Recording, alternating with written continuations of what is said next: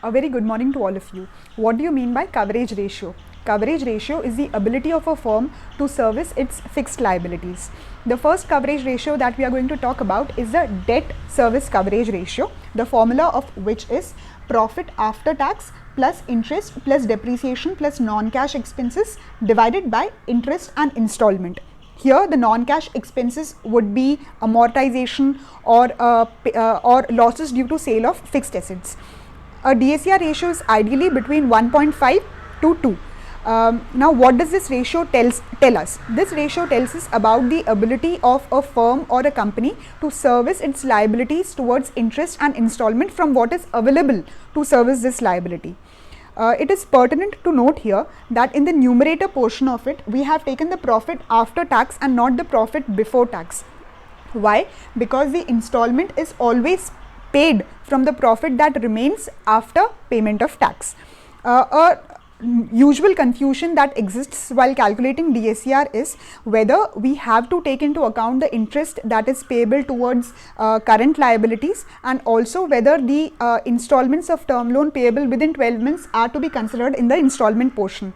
While the logic behind not considering these current liability, interest and installment is that DSCR is mainly a long-term solvency ratio. So we need not take into account the current liabilities. Having said that, even if we are taking into account the current liability, interest and installment, it will give us a more finer and conservative view on whether the company is solvent enough to service its interest and installments. While both the thought processes are correct, whenever we are assessing, we have to clearly mention the assumption that we are taking into account to calculate DSCR.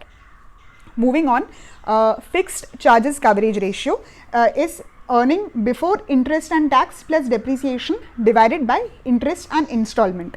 Now what does this ratio tell us? This ratio tells us the number of times the cash flow before interest and installment which can cover the interest and installment payment. The next ratio that we are talking about is the interest service coverage ratio, the formula of which is earning before interest and tax divided by interest. Here the tax liability of a company does not have a bearing on whether the company will be able to pay its interest or no. Why? Because the payment of interest towards debt is a deductible expenditure from the business income which is reckoned to calculate the tax. That is the reason the formula is earning before interest and tax divided by interest.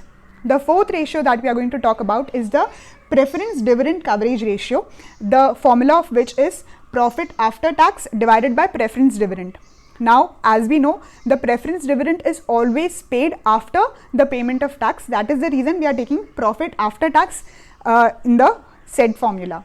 The last ratio that we are going to talk about is the equity dividend coverage ratio, the formula of which is profit after tax minus preference dividend divided by the equity dividend.